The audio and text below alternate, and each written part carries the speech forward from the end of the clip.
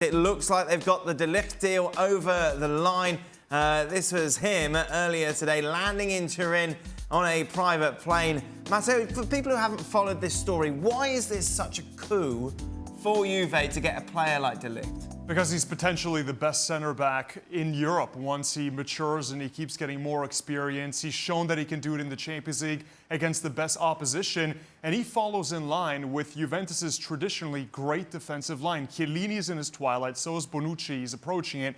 Barzagli is out, and all of a sudden, you have the new generation that they've been going and shopping for this summer. And with De Ligt, they're paying a handsome figure to get him, €7.5 million net a season, potentially going to 12, so it cost them a lot. Every big team was on his trails, but I think the most exciting thing for Juve is this isn't just an Eredivisie player coming over. He's tasted the Champions League as well. He's shown he can do this against the best strikers in Europe. This is a massive signing for Juve. And of course, Matteo makes a good point, doesn't he, Jules? Because the big boys were after him. Barcelona and PSG in particular, just showing what sort of quality this youngster offers.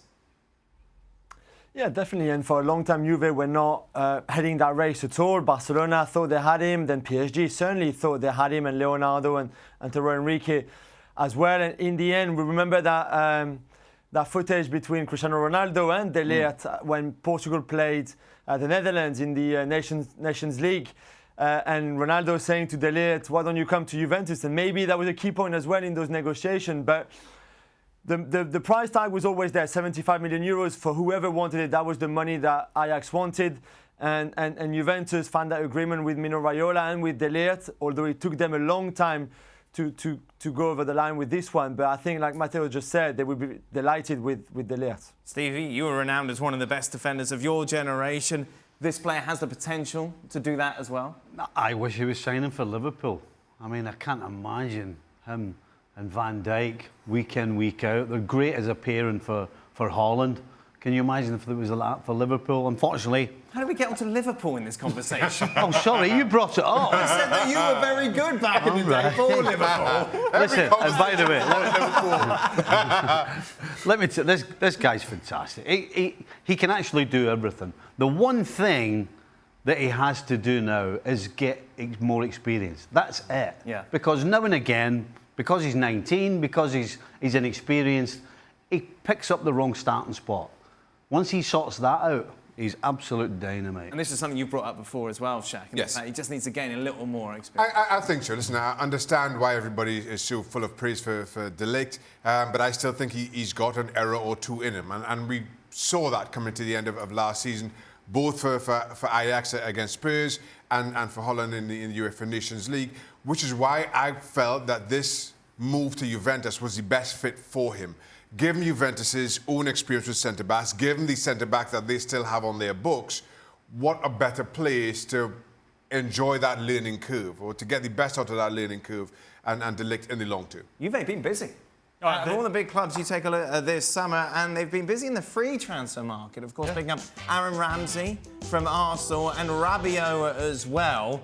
Their aim is obviously Champions League. That's what it's all about, isn't it, for Juve this season? Trying to make the most of Cristiano Ronaldo while he's still at his peak. Yeah. Are they good enough to do that? Of course they're good enough. They have to be considered now a top 3 team in Europe. It's now or never. They have Ronaldo for 2 more years. The signings they made, by the way, Rabiot should be a starter. I think Aaron Ramsey will also be a starter alongside Miralem Pjanic in that midfield 3. If Ramsey can stay healthy, we know the quality he has.